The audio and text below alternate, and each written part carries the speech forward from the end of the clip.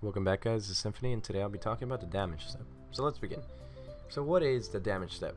If you look at here at the wiki, there's all the phases, and in battle phase, when a monster attacks another monster and attack declaration, it becomes a battle step.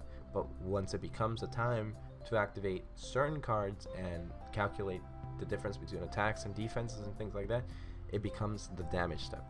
The damage step is very important because it is what pushes intermediate players or even beginning players up more. So it opens up more plays that you can do, and it allows you to outplay your opponent. Really, this can make a huge difference in certain things. So let's look at certain cards that can be activated during this window called the damage step. First, quick play spells and traps, both normal and continuous, that can be activated, that specifically say that they affect a monster's attack or defense. Something like Shrink, it'll half the attack of a monster attacking, or just a monster.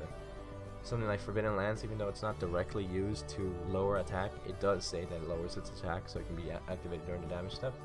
And obviously, Horn of the Phantom Beast, Fire Formation Tencent, all these say this monster gains this much attack, or this monster loses this much attack, so they can all be activated during the damage step.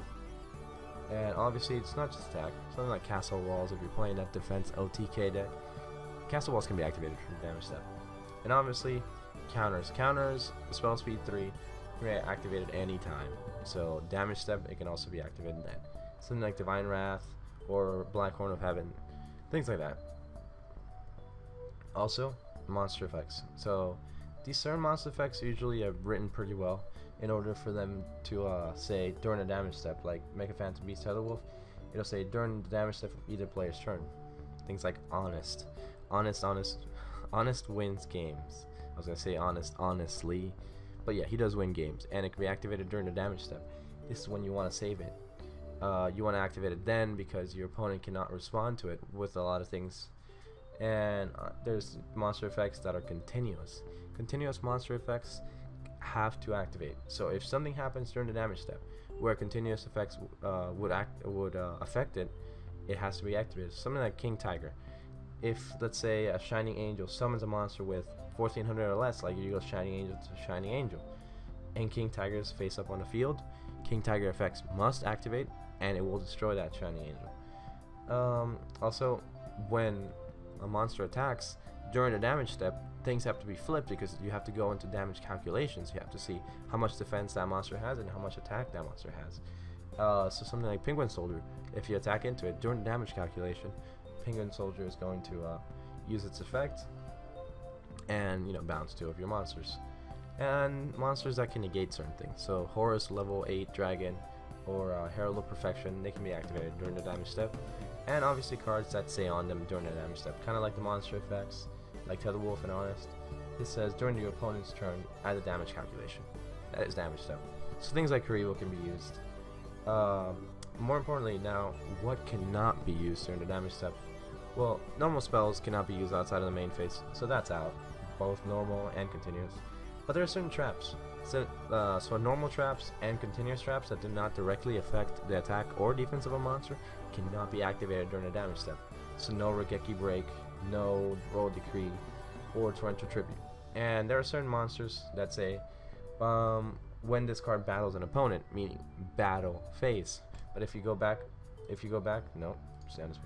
If you go back here, you can see that the battle step is different from the damage step. So certain monsters like that cannot be activated. Now, why is this important to know? Because you want to be able to use this damage step in order to outplay your opponent. What does this mean? Let's say I have a monster that is, something like a Neo Galaxy Eyes.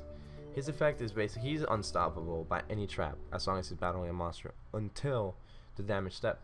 So let's say they have Galaxy Eyes and they attack into your monster that's 2500 attack, and you're like, well, you obviously can't use a trap on it because he'll just banish both monsters and then dodge it. So let's say you ask for damage step. At this point, he cannot activate his effect any longer, and during the damage step you activate something like Forbidden Lands, bringing its attack down to 22, and then basically you just made your opponent roll into your own monster attack, and then they get lowered. Also, let's say during the damage step I had an Honest, and I attack with a light monster, and I ask for the damage step and drop Honest. If it wasn't the damage step, if let's say instead of honest I do something like shrink, if I attack into a monster and just be like, okay, attack, chain shrink on your monster, then they can respond with something like Regeki break. Oh, you're gonna blow up my monster before he can roll over mine. But if you ask for the damage step, now okay, I go damage step, activate shrink, all of a sudden they can't activate that Regeki break because it's a damage step now. Regeki break is off limits. Same thing with something like Horn of the Phantom Beast. Let's say I go in and I attack. If as I'm attacking, I just go activate Horn of the Phantom Beast, then they can just respond with something like Royal Decree, and all of a sudden my Horn of the Phantom Beast is useless.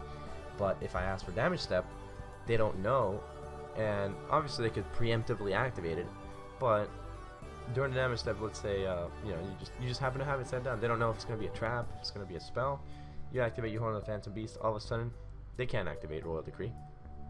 And also you have to know what traps. Something like Torrential Tribute, I know people get rule shark like this a lot. Let's say I have a Shining Angel and I summon something else. They want to go, oh okay, I'm gonna Torrential Tribute the field. Or if I drop Gores and they want to Bottomless or Torrential Tribute, those cards cannot be activated during the damage step, and these effects activate during the damage step, meaning you can save yourself from something like Torrential or Bottomless. So that's why you can't Bottomless Gores, you can't Torrential Tribute on Gores. Or things that are summoned by searchers like Shining Angel or Mystic Tomato, things like that. Basically, you want to use the damage step in order to be able to lock out certain things your opponent can do, and have plays where you trick him into attacking into you, or they get a false sense of security and all of a sudden they attack and bam, you drop honest, you win game. Things like that. Anyways, if you guys enjoyed this video, I would like to say please comment, rate it, and subscribe. Thanks for watching. Have a good day.